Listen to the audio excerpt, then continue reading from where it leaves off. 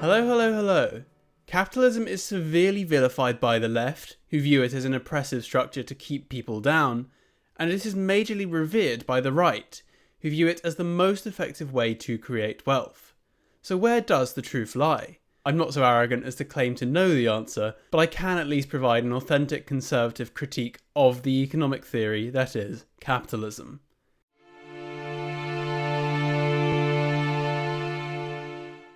At its core, capitalism is an economic practice wherein the means of production are owned by private individuals and corporations. Within capitalism, prices are set by market forces, chiefly supply and demand, in order to maximise profit or value. Capitalism is ethically neutral, meaning it does not take any moral or ethical stance, and it is the economic theory of classical liberalism, not conservatism. Indeed, it was invented long before conservatism. In plain English, this means all the factories, resources, shops, and so on are owned by ordinary people or businesses that are not part of the government, and people try to sell their goods and labour for whatever the highest price is that someone is willing to pay them. So if you are working at McDonald's for £12 an hour but think you should be paid 14, there is probably someone else willing to do it for 12, so 12 it is. Or if Starbucks wants to charge £5 for a hot chocolate and Costa wants to charge £4, Starbucks will probably need to lower their price if they want to get any customers. I should also say that within capitalist economics, value isn't really a tangible thing, and instead is something really worked out by consensus. But anything from location, scarcity, quality, availability of an alternative, and even social status can affect the perceived value of something. This is why water at an airport is so bloody expensive, and why, whilst a standard brick only costs a few pennies, if that same brick has a Supreme logo on it, people will buy it for hundreds of pounds. Anyway, that's capitalism briefly explained. Let's now take a look at how successful it has been throughout history.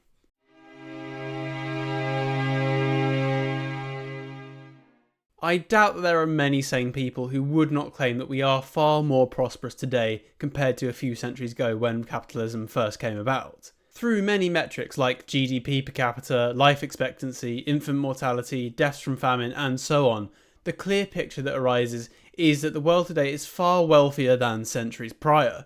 I mean, look at these graphs. Poverty down, education up, literacy, democracy and vaccination up, child mortality down. Or we can look at innovation.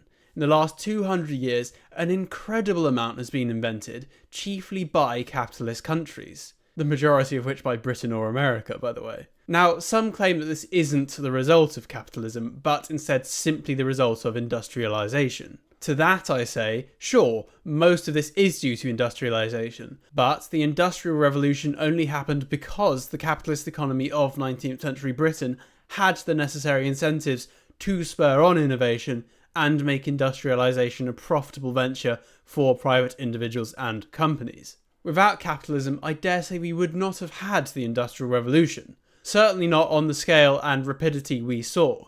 So yes, I think capitalism does get the credit for all these improvements in people's quality of life. But beyond merely being the arbiter of the Industrial Revolution, capitalism does also have a more directly observable track record, even when industrialisation is a given. Throughout the world, from Europe in the past to Singapore in the present, we see that capitalism fosters prosperity. We have also seen how the encroachment of socialist policies and abandonment of capitalist principles reduces prosperity. In Britain, many of the policies, such as the high tax rates and the regulatory jungle, have meant we have an environment where small to medium-sized enterprises simply struggle to stay afloat. In America, you see rent controls and other price controls meant to help things become more affordable completely fail to do as planned, instead distorting the markets and scaring away investors who would otherwise create growth. And then when these price controls are lifted, things do sort themselves out again. Time after time, capitalism has proven itself to be the most effective system of economics and innovation. The single greatest anomaly is China, which is nominally still a communist country, though in their case it was only the adoption of some capitalist principles that enabled their success, and their previous attempts at having a command economy where prices are set by central government were utter failures. That brings us on to the next section, the fact that, as with almost any system, capitalism does allow for much abuse.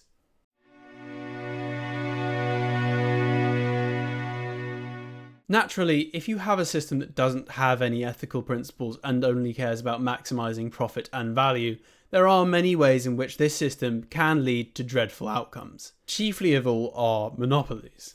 In many cases, there is a significant advantage to being a large company.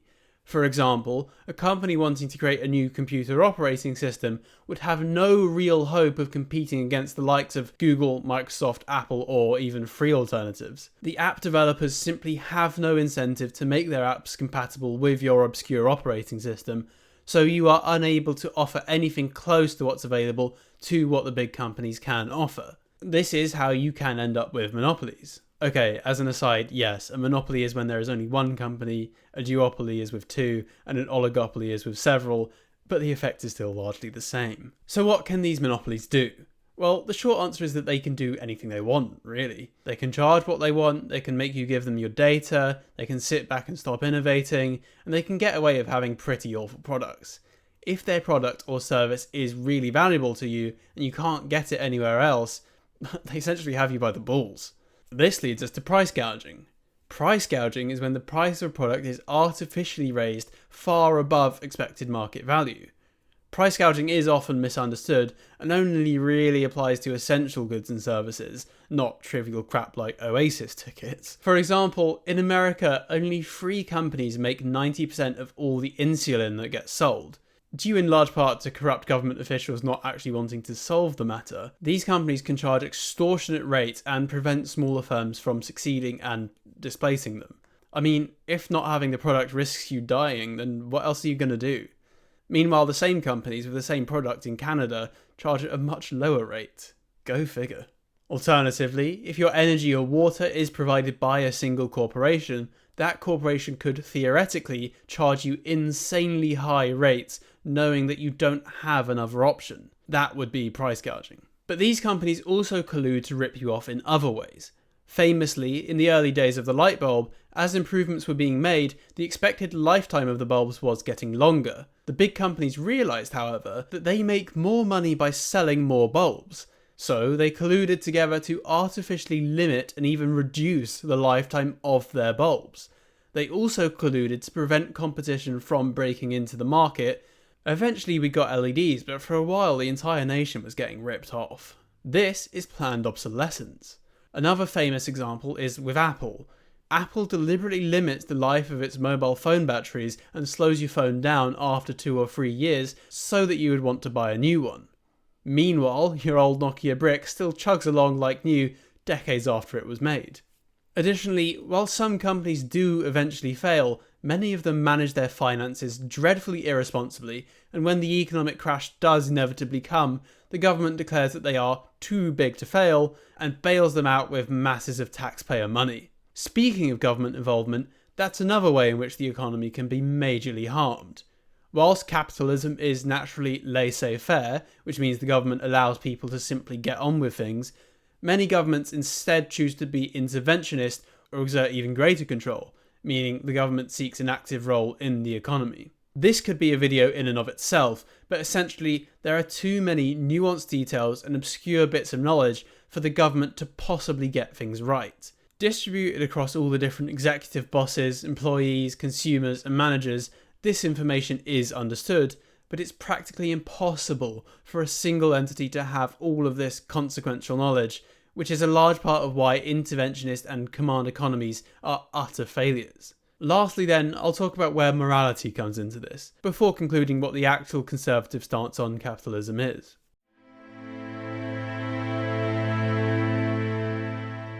Many on the left think we are in peak capitalism in the modern day. They would be wrong. There was, in fact, a time not too long ago when capitalists ran entire countries as private enterprises, including the entire subcontinent of India.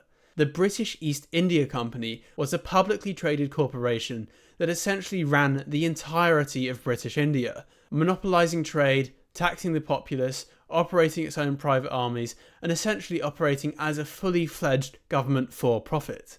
Britain's involvement in India is controversial at the best of times, but it was this capitalist enterprise that conquered practically the entirety of India and then some. The morality of the company was always questionable. The company undeniably treated many of the local Indians poorly. though this was true of Britons at the time too, in the pursuit of profits. However, one part of history of the EIC stands out to me particularly. There was a commonplace religious practice at the time to burn alive the widows of Hindu men. The East India Company in 1829 decided to take a moral stance against this.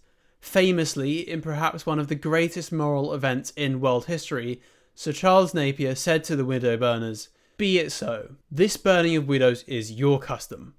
But my nation also has a custom. When men burn women alive, we hang them and confiscate all their property. Let us all act according to national customs."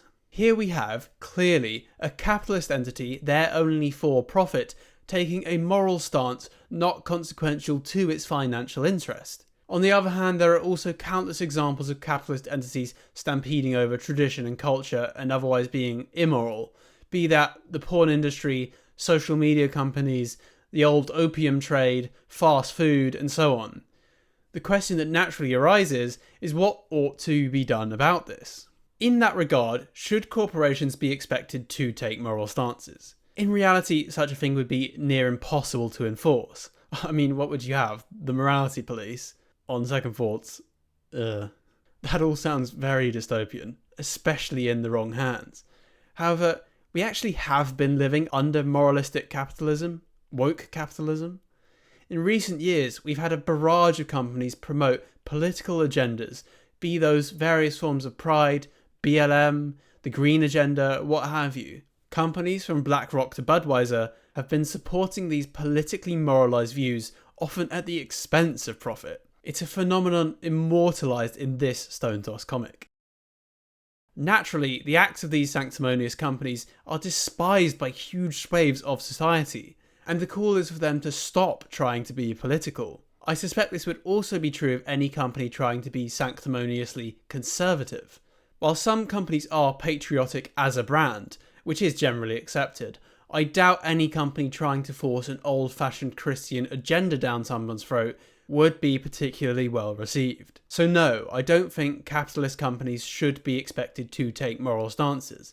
Instead, I think it should be the role of a small c conservative government to set the bounds of what's permissible. Indeed, this is already the standard. Plenty of things that would be profitable are considered morally repugnant enough for the government to outlaw them. The most obvious examples being the state-enforced limitations on the goods and services available to and from children. We would be fools to expect the porn industry to be its own moral police. Instead, governments should assume they, or any industry, do not care about morality and enact limitations accordingly. But beyond even this, I think government should try to act cautiously to preserve culture and tradition from the worst excesses of capitalism. I wouldn't want an ultra-traditionalist state that shuns innovation, but nor do I think young teens should have access to social media or local industry be allowed to be bulldozed over by American megacorps.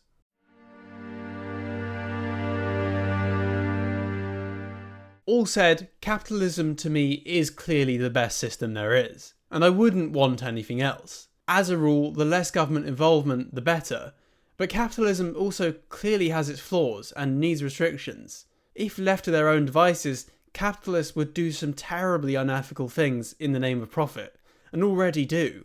But more than just this, there is much more to life than materialistic gain, and it's important to remember this when talking about capitalism. Just because something is technologically impressive or makes life more convenient doesn't mean we should disregard the societal and cultural impacts this may have. Yes, your big city bank may earn more money by employing the careerist girl bosses, but this is not in the national interest if the outcome is personal misery and population collapse. Ultimately, the aim of any conservative is to improve the lot of the nation.